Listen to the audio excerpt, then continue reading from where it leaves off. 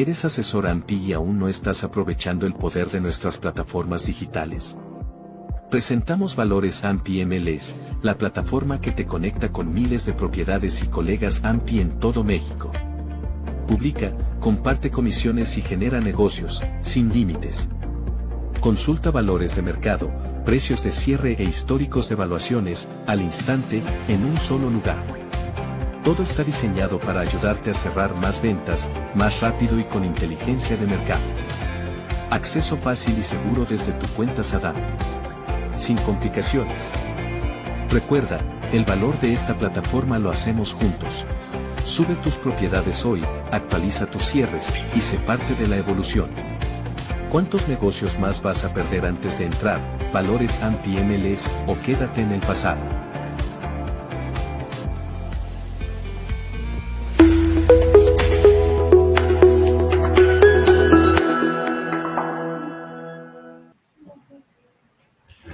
Hola, ¿qué tal amigos? Muy buenos días, es un placer saludarlos finalmente ya en esta mañana de martes 20 de mayo. Estamos encantados de poder saludarlos hoy con un tema muy importante que vamos a ir desgranando a lo largo de 3 bloques con un invitado de lujo, Eduardo Gorospe. Pero antes que nada quiero saludar a mi compañera y coconductora de este programa, Ana Lidia Vales. Ana Lidia, muy buenos días.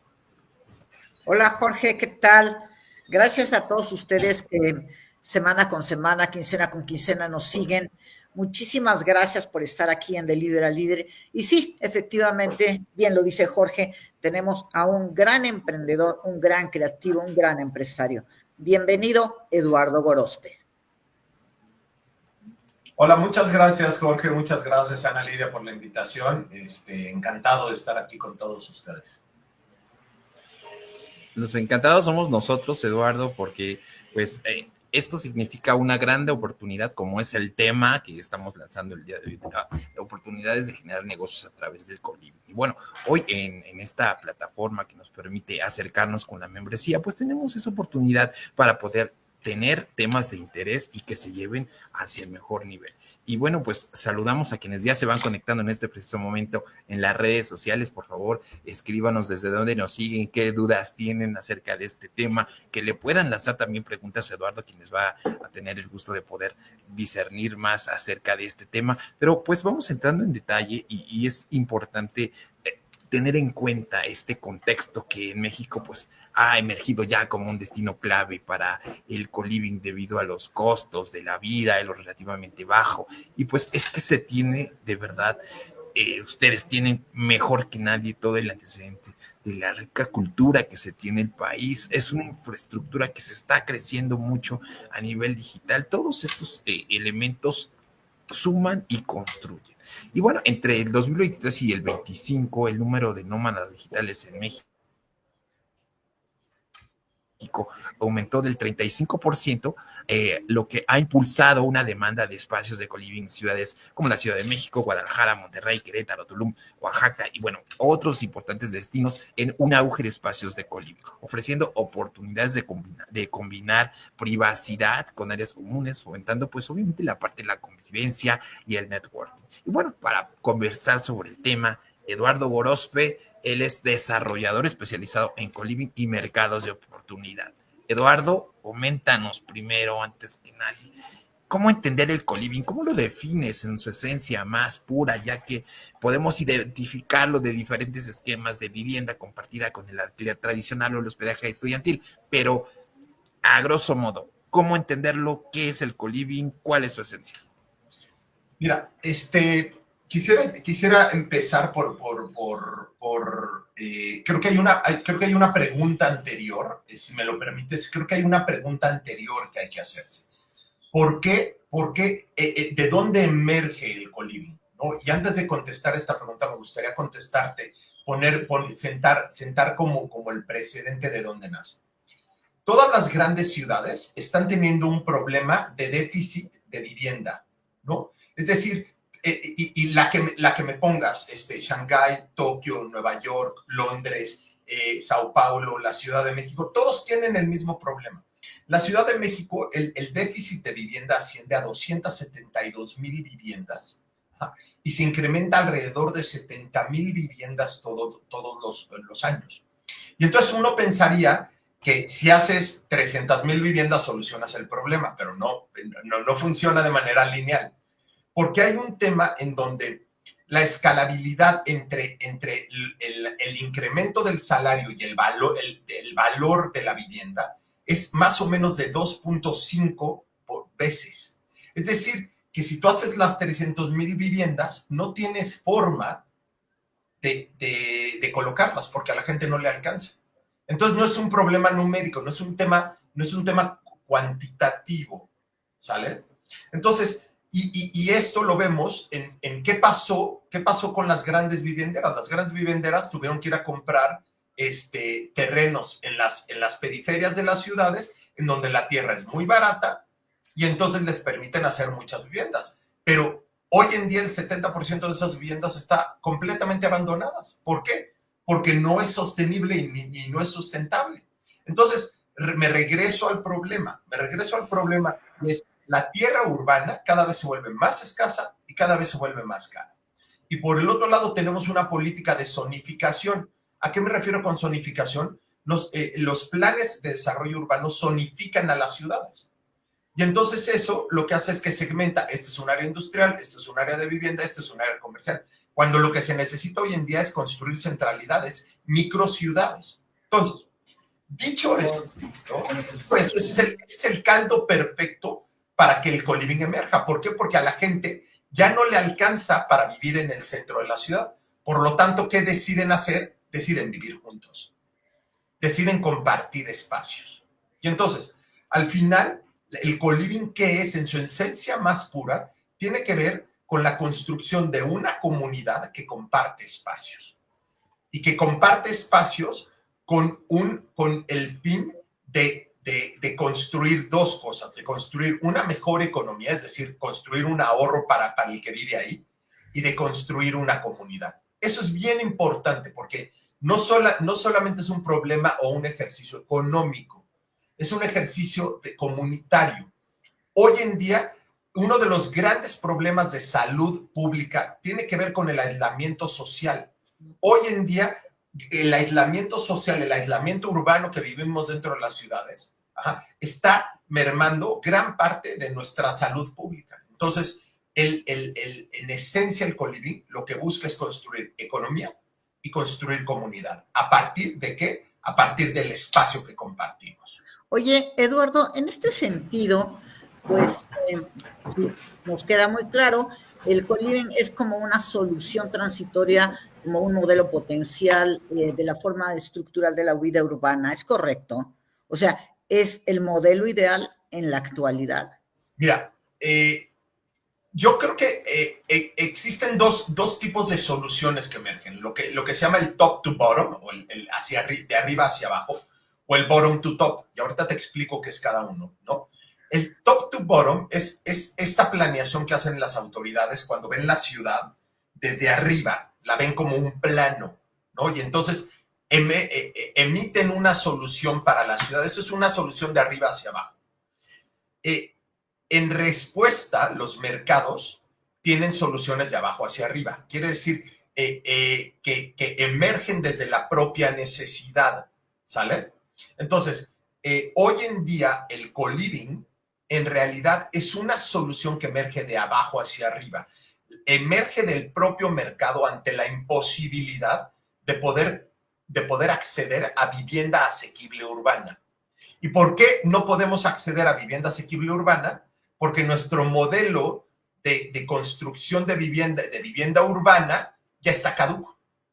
Es decir, hay zonas centrales en las que tienes que desarrollar departamentos de 250 metros que acaban costando más de 10 millones de pesos. La gente no tiene 10 millones de pesos para pagar. ¿Sí me explico? Entonces, la respuesta natural que emerge, los mercados siempre se van a acomodar por sí solos.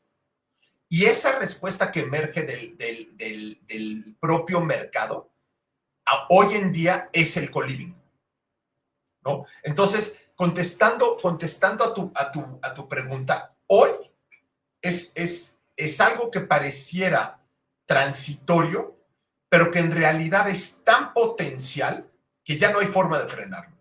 Hoy ya tiene una masa crítica de adopción que no hay forma de frenarlo. Y curiosamente, fíjate, yo sé que vamos a abordar esto un poquito más adelante, pero ningún gobierno del mundo está regulando co-living. Hay muy pocas, hay 3 leyes relacionadas a co-living en todo el mundo. Cuando el co-living te lo encuentras que está emergiendo por todos lados. De esta afirmación que estás haciendo muy interesante, me surge otra interrogante que a lo mejor es importante que se pueda puntualizar. Hay polígonos de desarrollo en cada una de las ciudades que ya está estructurado de acuerdo más o menos a las necesidades de demanda, de mercantil, de vivienda, de desarrollo y demás. En este sentido, ubicando tradicionalmente a la Ciudad de México o cualquier otra ciudad, Guadalajara o Monterrey, ¿tú dónde ves que sea más factible, ubicándonos en Ciudad de México, teniéndolo como eje central, que pueda tener más de habilidad este tipo de ejercicios? Porque se requieren perfiles determinados. Es decir, hace rato en el preámbulo de la charla comentábamos sobre pues que es más relacionado con jóvenes profesionistas, con nómadas digitales, con estudiantes. ¿Es este sector el que está demandando más este tipo de co-living en la vivienda en México? Mira, para eso, para contestar a tu pregunta, voy a utilizar un ejemplo extranjero. Sí, en efecto, los nómadas digitales, los jóvenes, son los que están siendo lo que se denomina el early adopter, ¿no? El early adopter, son estas personas que creen en la disrupción y que creen en los nuevos modelos y que luego posteriormente empieza a haber una serie de adopciones entre otras generaciones. Eso es México. Pero te puedo decir que el co-living tiene adopción en todas las escalas, en todas las generaciones, ¿no? Hay ejemplos en Viena, por ejemplo, en Austria, en donde se está utilizando el co-living para resolver vivienda para los adultos mayores. Incluso, te voy a decir, hay co-livings en donde están mezclando a estudiantes con adultos mayores, en donde lo que hacen es que el estudiante le renta al adulto mayor una especie de cuarto en esquema de co-living con un descuento del 50% contra que el estudiante pase por lo menos 6 horas a la semana acompañando al adulto mayor. Y el adulto mayor también vive en un co-living. Entonces, el tema del co-living, y esto es bien importante, el co-living es una tipología muy genérica, pero existe co-living para adultos mayores, para estudiantes, para ejecutivos foráneos, para nómadas, ¿de qué depende? Del tipo de comunidad al que el co-living esté buscando atender. Es decir, el co-living lo que busca es cuál es la necesidad de esta comunidad y qué necesito que el espacio contenga para poder adoptar a esta comunidad y que esta comunidad pueda florecer dentro de este espacio. ¿Sí me explico? Entonces, co-living es genérico, pero no significa que sea exclusivamente para nómadas o para estudiantes. Hay co-living para todo tipo de personas. Oye, Eduardo, en este sentido, ¿qué pasa con la rentabilidad? Esta rentabilidad va con los desarrolladores, con los arrendatarios, con los arrendadores. ¿Cómo está esto? Mira, hace 15 años, ¿no? Todo el mundo quería hacer desarrollo en la Ciudad de México. ¿Por qué? Porque tú lograbas tener rendimientos del 80, del 100%, ¿no?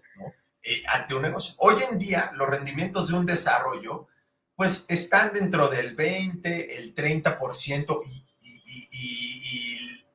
y los que les va muy bien, ¿me explico? Los que tienen, estoy hablando de desarrollos de tipo chico mediano, ¿no?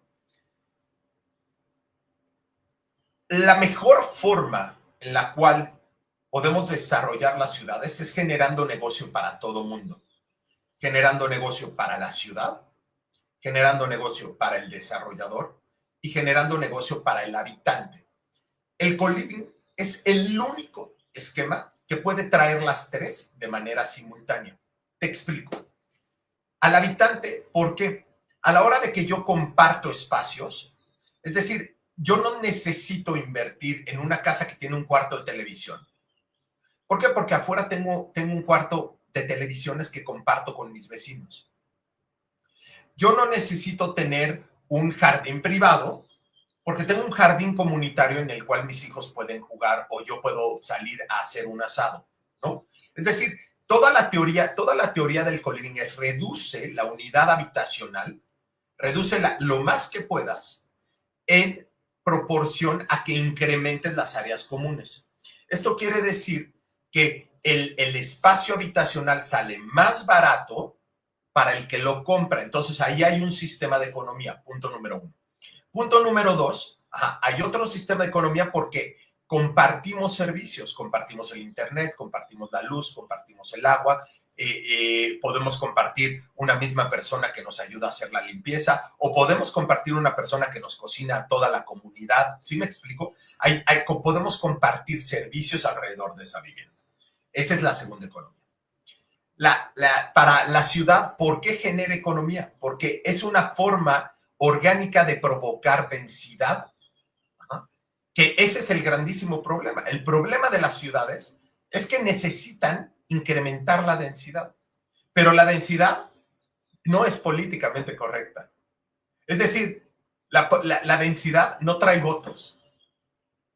Y por eso todas las autoridades se hacen mensas con el incremento de la densidad. Pero lo único que va a solucionar el problema de vivienda es incrementar la densidad. No es sustentable tener una ciudad del tamaño de la Ciudad de México que tenga un promedio de 3 niveles de altura. No es sostenible, ¿no? Y entonces, la ciudad gana, ¿por qué? Porque incrementa de manera orgánica y con el mínimo impacto urbano, provocando mayor vivienda en las zonas centrales, ¿no? Y la tercera es el beneficio que obtiene el desarrollador. El desarrollador, les voy a platicar un par de casos que hemos desarrollado. En el primer co-living que hicimos, logramos mover el precio del metro rentable de 89 pesos a 990 pesos, más del 1000%. ¿Por qué? Porque a la hora de que tú haces chica la unidad de vida, puedes subirle el precio sin llegar al valor máximo mercado. Entonces el desarrollador puede obtener más dinero por su inversión, lo cual también es bueno porque el desarrollador desarrolla por negocio, necesita ganar dinero. Punto número uno. Punto número dos, pulveriza el riesgo. ¿Por qué pulveriza el riesgo? Porque en vez de tener a una sola familia rentando una propiedad, tienes a 12 personas rentando 12 propiedades. Si se te va una persona, pierdes una 12ª parte de la renta, no el 100% de la renta. Entonces pulverizas el riesgo, ¿sale? Y de alguna u otra forma tienes, generas un valor patrimonial sobre la propiedad. Y ahorita les explico por qué hablo de valor patrimonial. Pero si quieren, sigamos y ahorita tomamos esa pregunta. Gracias, Eduardo. Hace rato, cuando estabas haciendo la explicación, una pregunta de Naridia que me pareció muy importante, me vino a la cabeza la parte de la experiencia ya del usuario, en tanto que es realmente complejo, poniendo una relación un poco ambigua, pero suponiendo que fuera como la parte de una vida condominal. Se debe tener un balance muy equilibrado entre esa parte de la vida en privacidad, pero también en la vida comunitaria para evitar esta rotación que sea tan alta. Y en ese sentido, me gustaría que nos pudieras dar 3 beneficios no negociables en la parte, por ejemplo, pues de que tiene que haber mayor conectividad, una comunidad mucho más fuerte, la flexibilidad incluso de los usuarios en esta parte del co-living. Y sobre todo, debe haber también un gran proceso en cuestiones de tecnología para poder hacer que sean mucho más gestionables todos estos inmuebles. ¿Cuál sería tu opinión? Mira, es muy importante. Regreso a la primer pregunta que me hacías, Jorge. Acuérdate que el co-living tiene que ver con dos cosas, economía y construcción de comunidad. ¿Sale? Construcción de comunidad es la palabra clave para el co-living. Un co-living bien gestionado casi siempre tiene a un gestor de la comunidad, o lo que llaman un community manager, ¿no? El community manager o gestor de la comunidad es el que se encarga de integrar a la comunidad y de provocar actividades en común. Es decir, oigan, pues miren, vamos a, hoy en la sala de tele, vamos a proyectar tal película. ¿Quién se quiere unir? ¿No? O es una persona que dice, oye, yo conozco al señor del 1 que creo que podría hacer negocio con el señor del 3, porque los dos medianamente se dedican a lo mismo. Y entonces yo voy y los presento, oye, mira, señor del 1, te presento al señor del 3. Miren, él hace tal. Y entonces es el que gestiona la comunidad. Eso es bien importante. Un co-living no solamente son espacios, son una colección de espacios con espacios comunitarios. Tiene que haber un sentido comunitario, ¿no? Y entonces, contestando parte de tu pregunta, hay esta libertad de poder vivir en la parte privada, que es tu unidad habitacional, o en la parte comunitaria. Y curiosamente,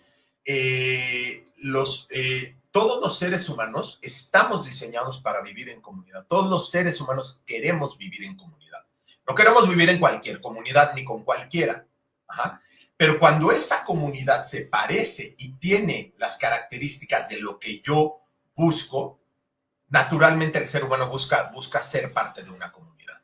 ¿Sale? Y entonces, pero siempre con la libertad y el respeto de poder decir, oye, yo quiero hoy comer en mi departamento, ajá, o quiero comer con todos mis compañeros allá abajo, ¿no? O sea, tienes que tener esa posibilidad, ¿sale? Y la última parte de tu pregunta, hay toda una serie de implementación tecnológica que te permite operar estos lugares, ¿no? La tecnología en realidad es la que te permite simplificar la operación de estos sitios. Te voy a poner un ejemplo. Hay un proyecto en el que hicimos para estudiantes, co-living de estudiantes particularmente, en donde muchos de los espacios comunes tienen medidores de decibeles. Cuando tú superas el medidor de decibel, el sensor te apaga la luz.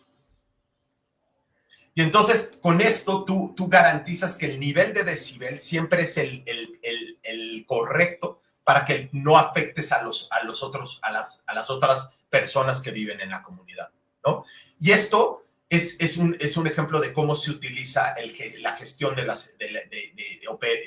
la gestión operativa a través de la tecnología, por ejemplo, chapas inteligentes, por ejemplo, cámaras, por ejemplo, accesos controlados. O sea, sí hay un tema en donde la tecnología te simplifica la operación de estos lugares.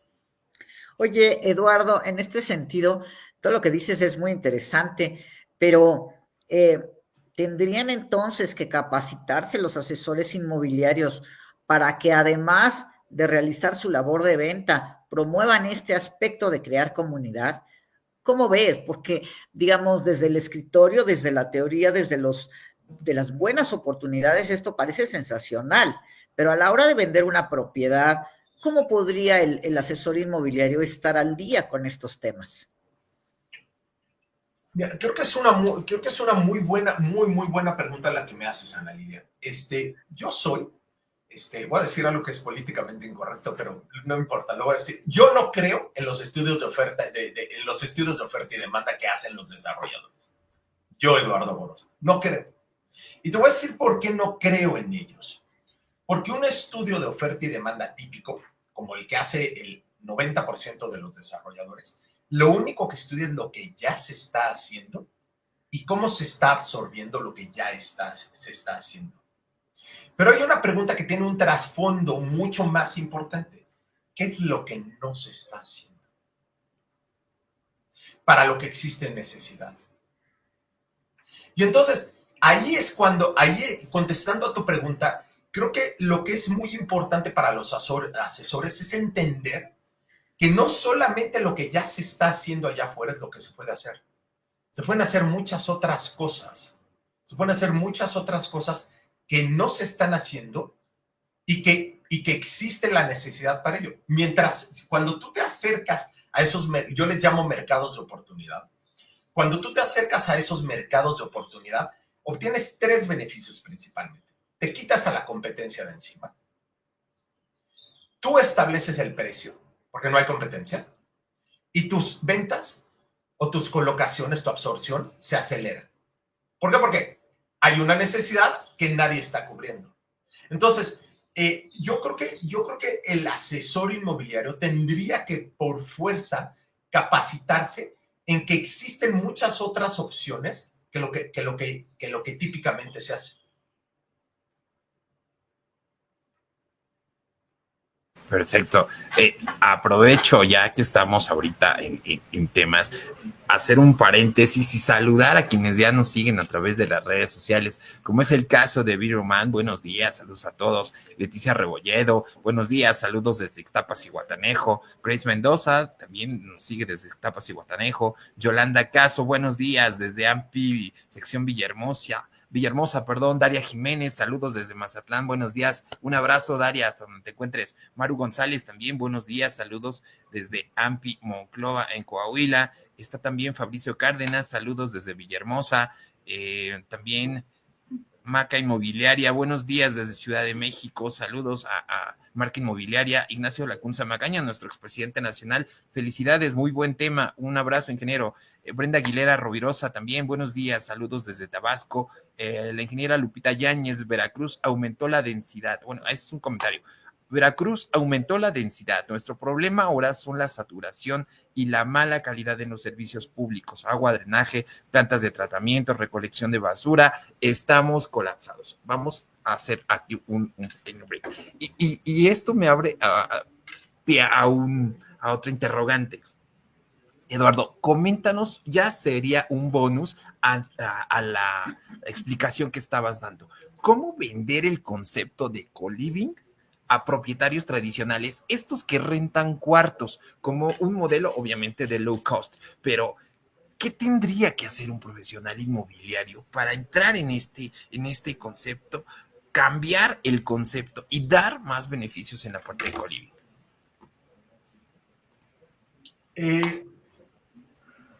Mira, nada más entendiendo, tu pregunta es ¿qué tendría que hacer el inmobiliario o qué tendría que hacer el propietario?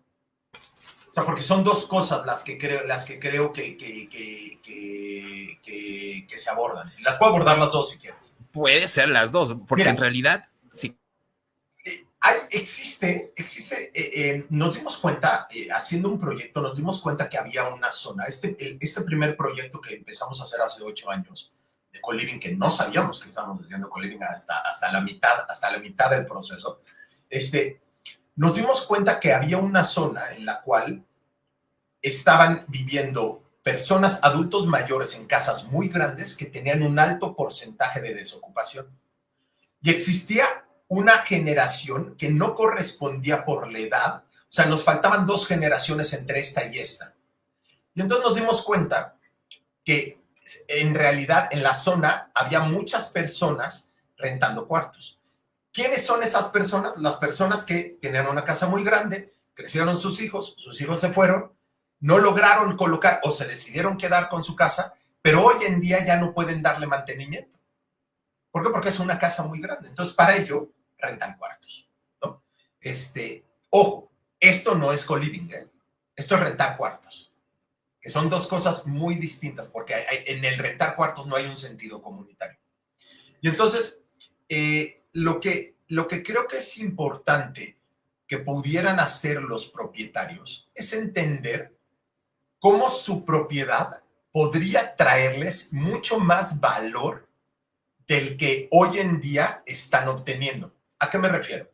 Una renta típica en la Ciudad de México tiene un yield anual de entre el 3 y el 5%. ¿no? Eso es lo que te da la renta, ¿no? Pero si tú metes esa propiedad en un esquema de co-living, podría llegar hasta el 30% anualizado. El problema es que,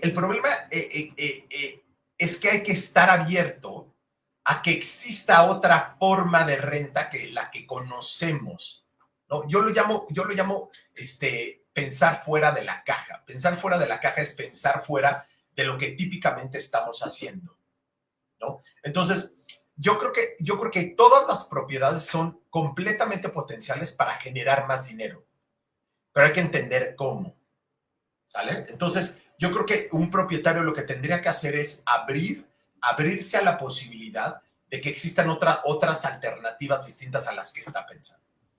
Y por el otro lado, contestando a la segunda parte de la pregunta, ¿qué tendrían que hacer los inmobiliarios? Yo creo que los inmobiliarios tienen que ser, para mí un asesor inmobiliario no es el que no debe ser solamente aquel que te dice, mira, esta es una buena propiedad, tiene un buen valor, fíjate, la escritura está en regla, la puedes comprar. Yo creo que el papel del inmobiliario tiene que irse más allá. Tiene que ser un asesor de qué hacer con esa propiedad, ¿no? Tiene que ser un asesor de decir, oye, mira, tú vas a comprar esta propiedad, pero fíjate, le puedes hacer todas estas cosas a esa propiedad. Entonces, de alguna u otra forma, eso se vuelve un valor agregado que solamente, oye, puedes comprar esta propiedad y está en orden y está en valor.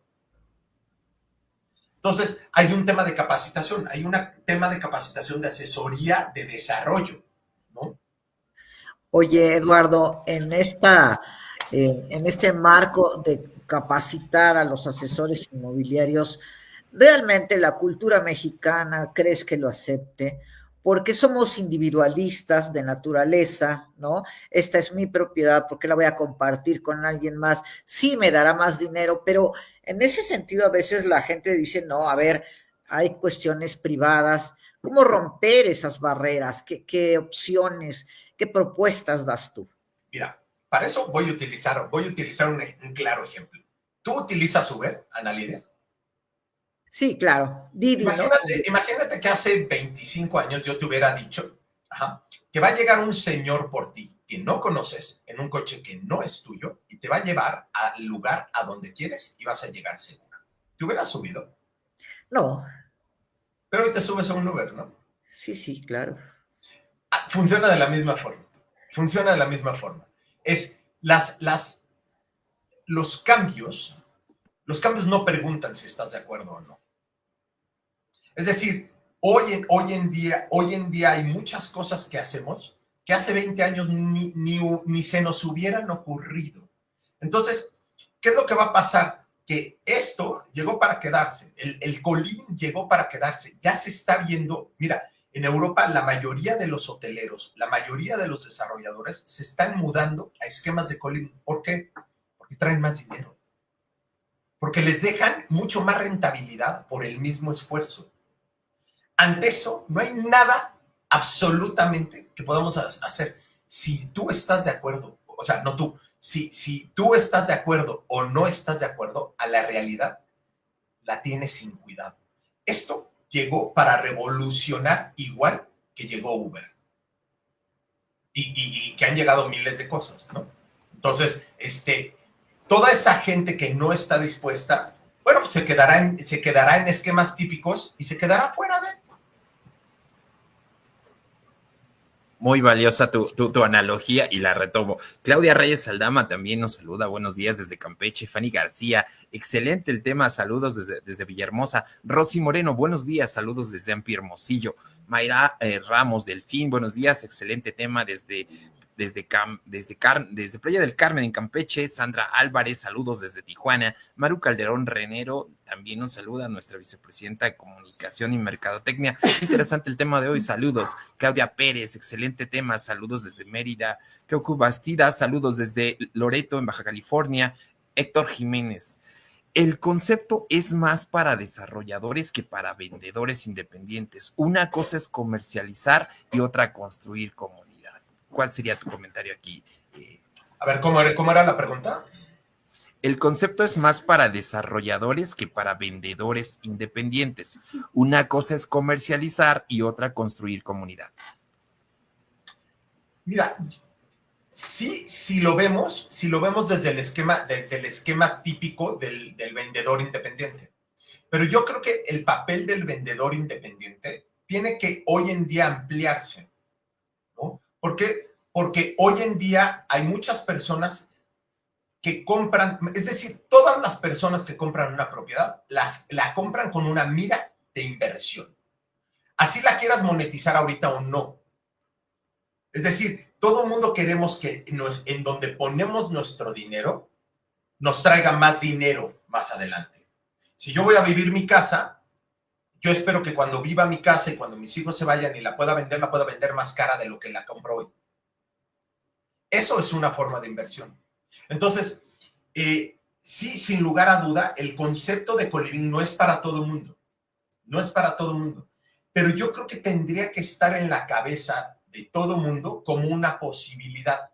Y no solamente el coliving, ¿no? Cosas como el cohousing, cosas como comunidades compartidas, cosas como usos mixtos. O sea, un asesor, desde mi punto de vista, tiene que conocer todo el abanico de posibilidades que pudiera tener una propiedad para poder generarle a su cliente una mayor gama de alternativas. ¿Sí me En este sentido, Eduardo, esta propuesta tuya de conocer más, ampliar la visión del mercado, ¿aplica también para el mercado de renta? Uy, sí, claro que sí, sin lugar a duda, sin lugar a duda. Y fíjate, y me regreso, voy a colar varias cosas a tu pregunta. Existe una clara falta de regulación del coliving en México, ¿no? Y en todo el mundo. De hecho, hay 3 normas que existen. Hay una en Viena, hay una en Barcelona y hay una en Londres, que es el Policy B16, que es lo que más se acerca al tema de coliving. Pero fuera de eso, en el resto del mundo no hay regulación. Entonces, el esquema de coliving hoy en día tiene que ver con esquema de rentas, ¿no? Por eso mencionaba el valor patrimonial, porque hoy en día todavía no hay una legalidad para poder vender unidades de coliving, o por lo menos no desde la metodología típica de una escritura pública registrada en el registro público de la propiedad. Existe mucha gente que lo está haciendo y lo está haciendo a través de sistemas innovadores como son sistemas de blockchain, propiedades tokenizadas y demás, pero se salen del esquema típico, ¿no? Entonces, la gente que está desarrollando ahorita coliving lo está haciendo en un esquema de rentas, ¿no? Bajo un tema de valor patrimonial. Entonces, y muchas personas dicen, oye, es que rentar cuartos es ilegal. Y entonces me voy al Código Civil. El Código Civil es muy claro. Dice que cualquier propiedad privada se puede rentar en su totalidad o en partes. Entonces, si yo tengo una pluma, yo puedo rentarle la pluma a alguien y la tapa a alguien más. Es muy clara la ley. La ley no me prohíbe rentar cuartos. Entonces, lo que sucede es que como esos cuartos hoy en día no los puedo comercializar a través de un sistema normal, a través de un sistema típico de una escritura, un régimen en propiedad, que me puedan dar un crédito hipotecario, bla, bla, bla, bla, bla, bla, bla, ¿no? Entonces, se están haciendo bajo esquema de renta, ¿sale? El futuro va para allá, ¿no? El futuro va para el sistema de tokenización de propiedades y demás. ¿Por qué? Porque, de nuevo, muchos de nuestros modelos son caducos. Y me voy al comentario que alguien hacía de Veracruz, de la densidad. El problema del cambio de densidad es que tiene que venir acompañado de un cambio en cómo utilizamos los servicios. Es decir, el modelo está caduco por todas partes. Está caduca la forma en la que utilizamos el agua, la forma en la que aventamos drenaje a los ríos, en la que recolectamos la basura y en la que acumulamos la basura. Es decir, La densidad por sí sola no soluciona el problema. La densidad viene acompañada de un cambio de cultura de cómo se utilizan los servicios. Entonces, el cambio de paradigma tiene que ser perimetral, tiene que venir acompañado de muchas cosas, porque es como si yo digo, bueno, decido hacer vivienda alternativa, pero en la periferia de la ciudad. No va a funcionar. ¿No? ¿Por qué? Porque ya nos dimos cuenta que hacer vivienda en la periferia de la ciudad no funciona. ¿No? Eduardo, este tema es medular. Platícanos. Hace rato, en Tras Bambalinas, estábamos acordando los temas y la parte del mercado de oportunidades. Vamos, es el tema fundamental que hoy tenemos en esta charla. ¿Cuál sería tu observación respecto a qué zonas en el país presentan actualmente las mejores condiciones para implementar proyectos exitosos en Coliving? Mira, voy a dividir mi respuesta. Primero te voy a platicar de lo que es un estudio de uso potencial. Cuando hicimos este primer ejercicio de Coliving, te cuento que esta persona que nos buscó nos dijo, oye, tengo un terreno en una zona de la ciudad en donde solamente por uso de suelo puedo hacer una casa. Pero ya hice mi plan de negocios y hacer una casa me implica invertir 8 millones de pesos y la voy a poder rentar en 25,000. No me da el negocio. Pero entonces no puedo hacer departamentos. Entonces, ¿qué hago? ¿Hago la casa y hago un mal negocio o dejo el lote baldío y pago por vigilancia y por jardinería? Las dos son mal negocio. Y entonces se acercó conmigo. Yo siempre he sido una persona de mucho pensamiento disruptivo. A mí me gusta, todo lo que hago tiene que ver con pensamiento disruptivo. Y entonces le dije, a ver, déjalo reviso. Y entonces nos topamos con estas 3 variables. Dijimos, bueno, algo se tiene que poder hacer aquí. Y entonces empezamos a hacer un estudio urbano. Yo tengo una especialidad en gestión de ciudad y urbanismo. Y entonces decidí hacer un estudio urbano que me dijera cuáles eran las condiciones para entender cómo se estaba manejando la zona. Y entonces encontramos estas 3 variables. Casas muy grandes, deshabitadas, con bajo mantenimiento, que estaban rentando cuartos a estudiantes. Universidades que estaban relativamente cerca. Entonces yo llegué con esta persona y le dije, ya sé qué vamos a hacer. Vamos a hacer una casa. Dijo, oye, ya te dije que una casa no funciona. Dije, no, vamos a hacer una casa con 12 cuartos. Y entonces cuando metimos el proyecto a licenciamientos, naturalmente nos lo quisieron echar para atrás. Pero no hay nada en la normativa que te diga que no puedes hacer una casa con 12 cuartos. Y entonces nos tuvieron que dar la licencia. Y entonces a partir de esa experiencia, bueno, ha sido un éxito. Este proyecto ha sido un éxito. Hoy en día te digo que todo el proyecto se renta por más o menos 130,000 pesos cuando iba a poder rentarlo en 25, ¿no? Pero entonces, lo que quiero decirles con esto es que a partir de eso desarrollamos una cosa que se llama estudios de uso potencial. Y los estudios de uso potencial que hacemos aquí, siempre los hacemos para estos terrenos, y en donde incluimos el estudio de oferta y demanda típico, metemos estudios urbanos a partir de los cuales detectamos variables. Y esas variables, cuando las cruzamos y chocan entre sí, es decir, cuando hay discrepancias en las variables, ahí es en donde están los mercados de oportunidad. Estos estudios que hacemos están enfocados a encontrar cuáles son las oportunidades de la zona.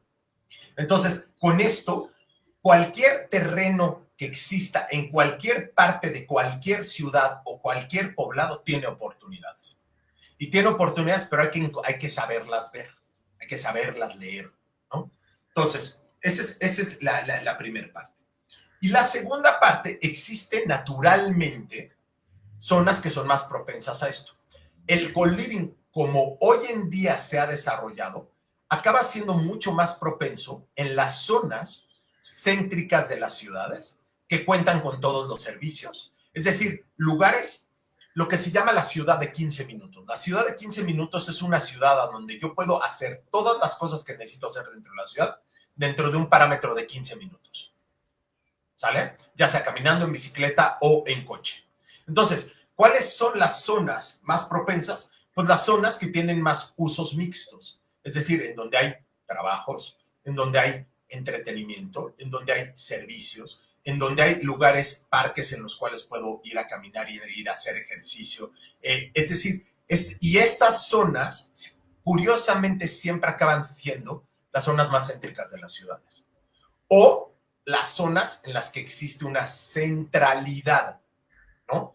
Es decir, y entonces esto cambia, estas zonas permiten cambiar el paradigma, permiten pensar que puedes vivir en una ciudad sin tener un coche.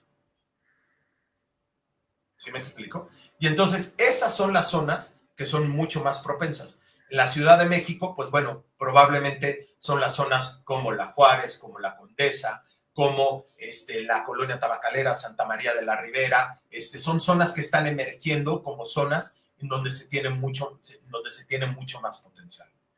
Oye, Eduardo, en este sentido, como nos están escuchando personas de todo el país, ¿qué otras ciudades podrías mencionar como aptas para el co-living? La frontera, frontera norte, frontera sur, el Bajío.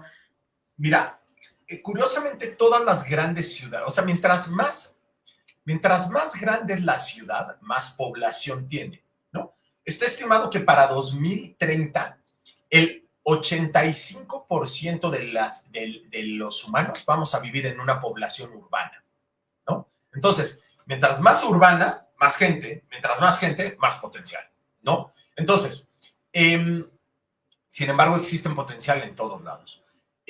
Las ciudades que creo que son claves dentro de la Ciudad de México dentro del país, son lugares como la Ciudad de México, Guadalajara, Monterrey, Tijuana. Por ejemplo, Tijuana me llama mucho la atención. Tijuana está teniendo una altísima demanda de turismo médico, ¿no? El Bajío también, por ejemplo.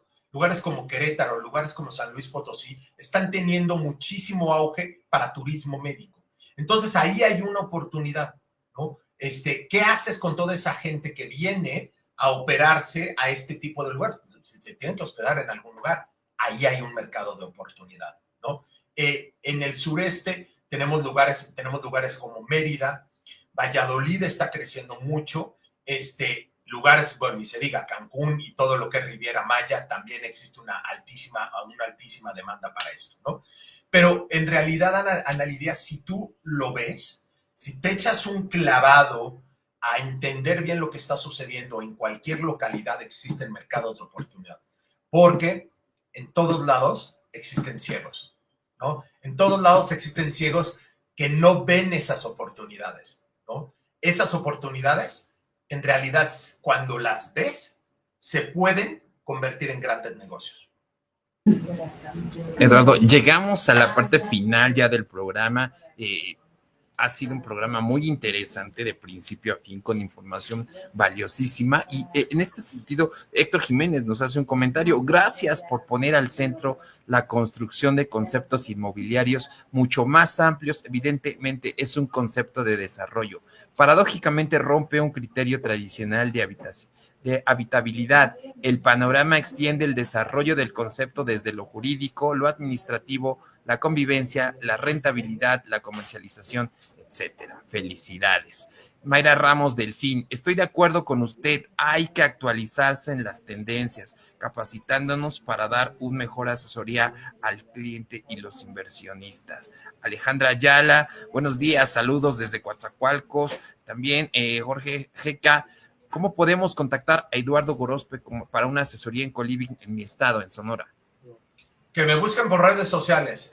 Mis redes sociales, en Instagram, bueno, vienen aquí abajo todas. Ya están aquí. Si me escriben por ahí, siempre hay alguien que les conteste, o en el sitio web de la oficina, que se los voy a poner aquí en el chat, es www.a-001.com. Ahí nos pueden escribir y con muchísimo gusto en el momento en el que caiga su mensaje, alguien les va a contestar y seguramente me lo van a pasar a mí. Gracias, Eduardo. Finalmente, ¿cómo proyectas la evolución del co-living en México en la próxima década? Seguramente habrá considerar pues soluciones urbanas emergentes, la transformación de estructuras del mercado, pero ¿hacia dónde vamos? ¿Cómo lo visualizas en una década? Mira, te lo voy a poner en números, ¿no? Porque siempre es lo más fácil. El mercado de coliving se estima que en una década debe de valer alrededor de 24,000 millones de pesos en el mundo. Perdón, en México nada más. Ese es en México. Entonces, eso quiere decir que es un mercado que ya está prendido, ¿no? Entonces, yo creo que difícilmente vamos a poder contrarrestarlo. Lo que va a acabar sucediendo es que las autoridades, cuando vean que el coliving está por todos lados, van a regularlo. Un poco como pasó con Uber. Cuando ya no había forma de detener a Uber, entonces regulamos, o a Airbnb, entonces regulamos. Así es como funcionan los gobiernos.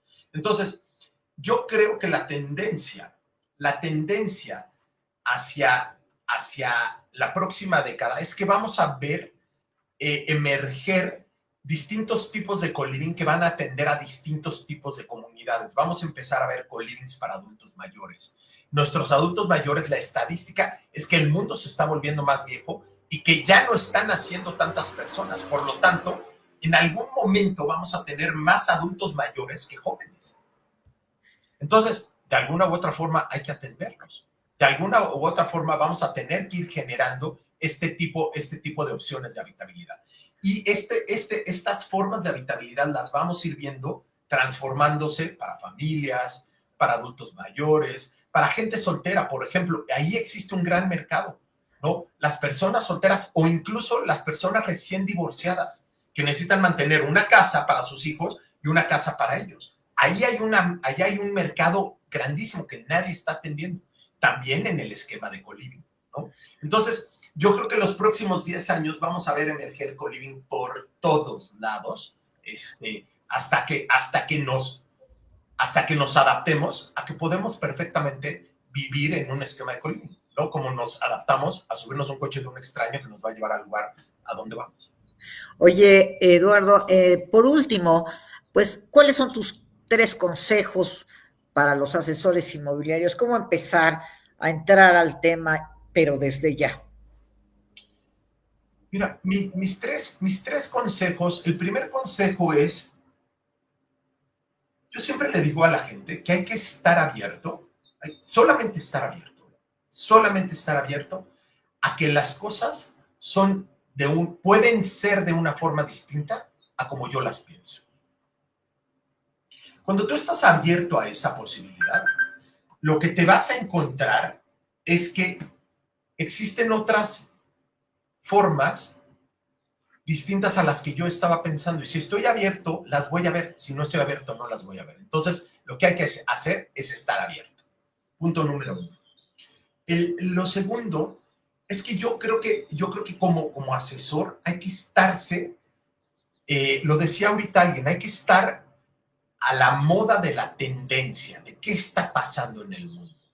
No hay que estar muy bien informado de cuáles son las tendencias de desarrollo, qué está pasando en el mundo, qué está sucediendo más allá de conocer si la propiedad es buena, si se puede vender o no se puede vender. Hay que estar actualizado de lo que está sucediendo en el mundo, porque eso lo que va a hacer es que nos va a mantener con la mente abierta. Regreso al primer paso. Y el tercer consejo que le daría yo a los asesores es que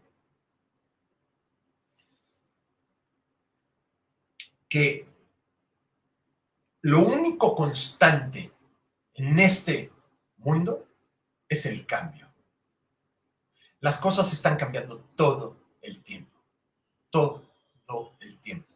Y creo que si nosotros nos resistimos al cambio, es como intentar nadar río arriba, ¿no? Lo mejor que uno puede hacer en un río es dejarse llevar por lo que está sucediendo, ¿no? Cuando tú intentas luchar contra ese cambio, es cuando viene la resistencia del río. Entonces, pero ese cambio va a ser inminente. Este mundo todo el tiempo está cambiando. Y hay que estar listo para abrazar el cambio.